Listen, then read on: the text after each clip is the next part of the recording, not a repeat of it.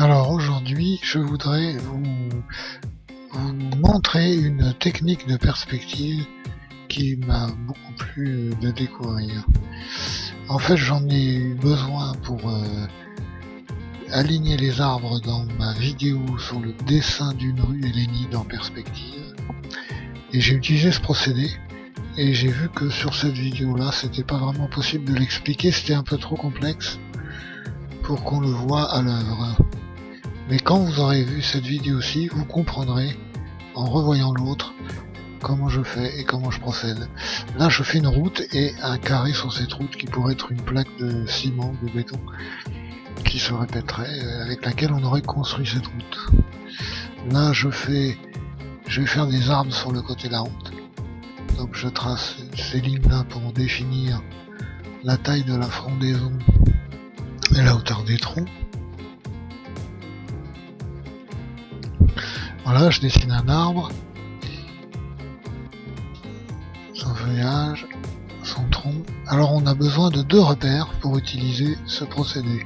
Là, le tronc de ce premier arbre va être un repère, et je vais dessiner un arbre un peu plus loin de celui-là, qui va me servir de deuxième repère.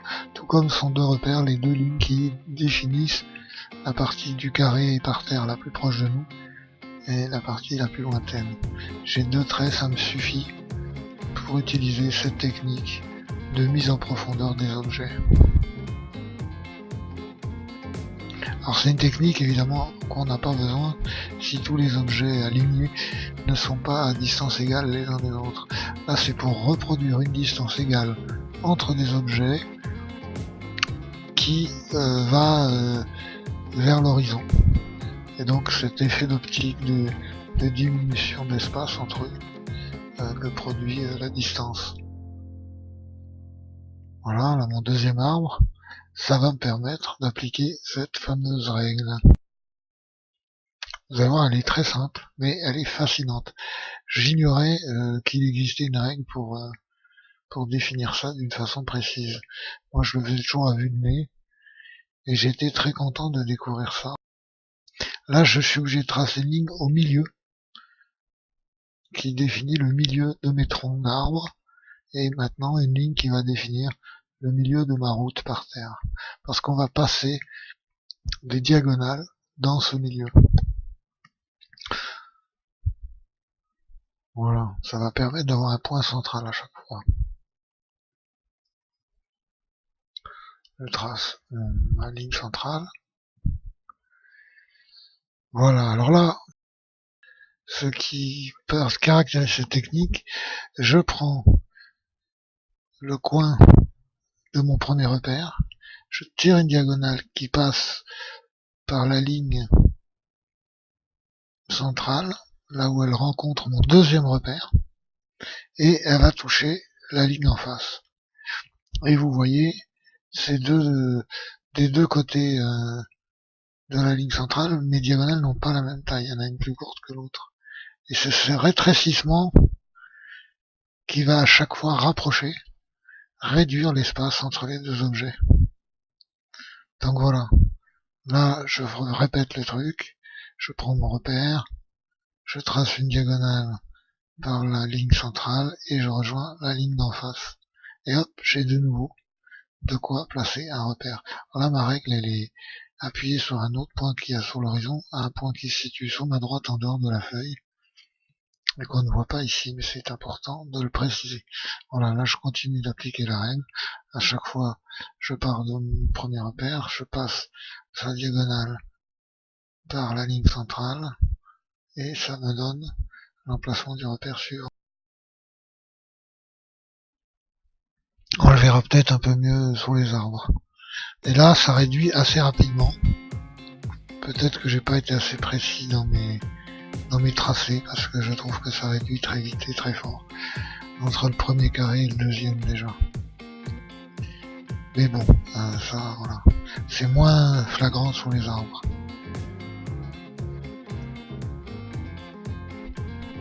Il faut juste être précis avec cette technique et elle donne bien. Je m'en suis beaucoup servi pour le tome 4, vous verrez à la fin, je vous ai mis des dessins de bateaux qui nécessitaient de l'utiliser. Alors là pareil, voilà, je prends mon repère, je passe par le milieu de mon repère suivant et j'atteins la ligne en face. Et là ça me donne l'endroit du prochain arbre. Je peux en dessiner, en tracer le tronc. Là je trace les feuilles. Voilà.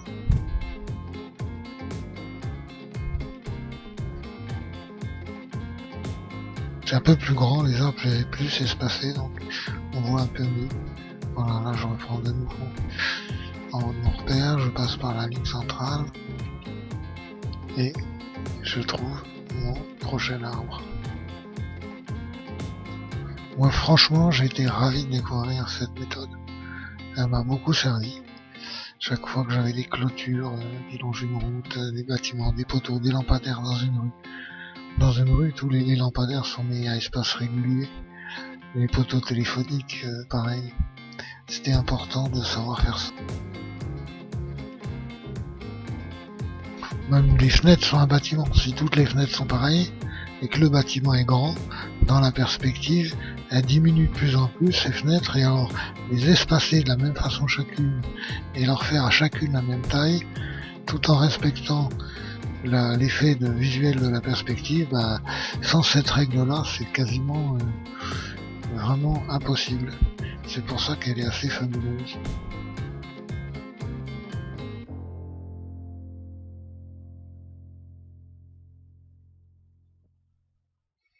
J'ai encore une méthode qui a dû être inventée à la Renaissance.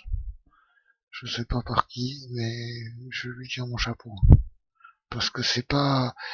Voilà, il faut un sacré don d'observation pour s'apercevoir qu'en effet, quand des objets sont alignés, ils sont reliés comme ça les uns les autres par une diagonale qui passe à chaque fois par le milieu de l'objet suivant. C'est vraiment épatant.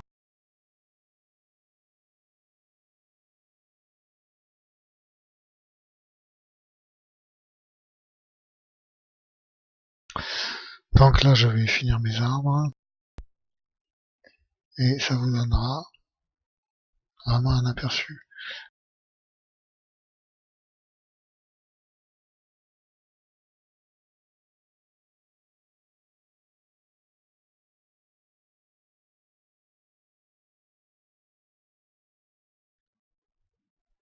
Quand ce sera trop petit pour la règle, je ferai la main. Là j'y arrive encore. Hop.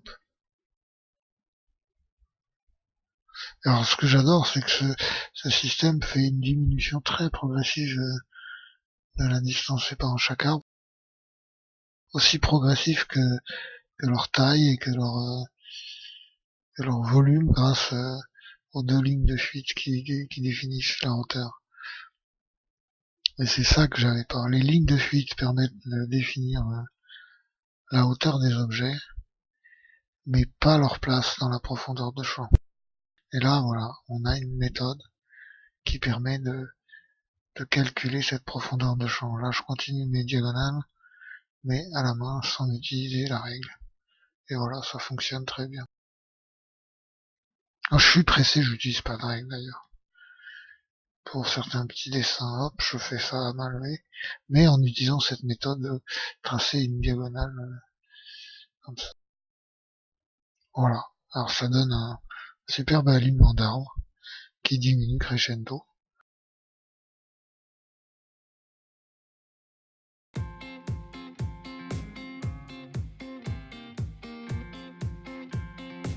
Donc là, je finis de rajouter quelques traits d'écarlage. Et puis, je vais placer des petits bonhommes sur ces repères pour voir si ça fonctionne aussi. Le long de la route, comme s'ils étaient eux à distance égale les uns des autres, intercalés entre les arbres, indépendamment du placement des arbres eux-mêmes.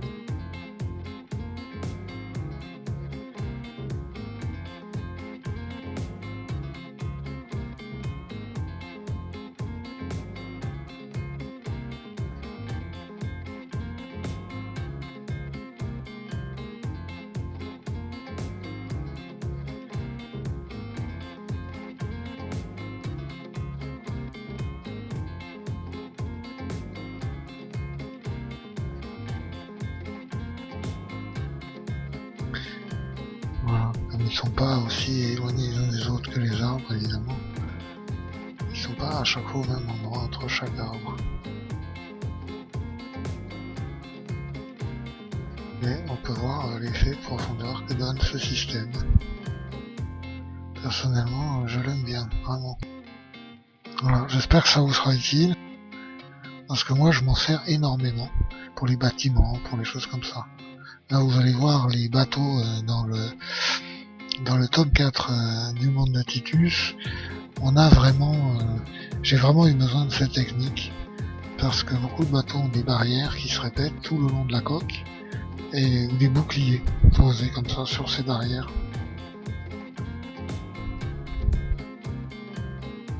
Voilà, là vous voyez les boucliers qui suivent tout le long du bateau, et aussi les petits arceaux en bois en dessous de ces boucliers, ainsi que l'espacement des rames, ont vraiment nécessité que j'utilise cette technique en permanence, avec une grande précision, pour évidemment tomber juste.